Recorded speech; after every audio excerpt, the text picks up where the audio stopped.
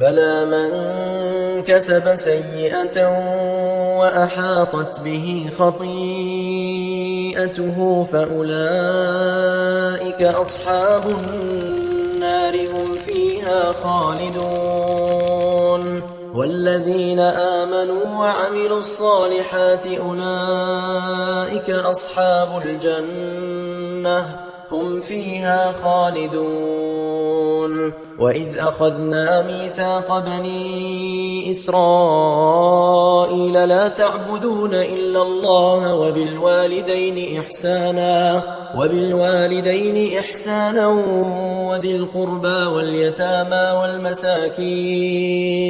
وقولوا للناس حسنا وأقيموا الصلاة وآتوا الزكاة ثم توليتم إلا قليلا منكم وأنتم معرضون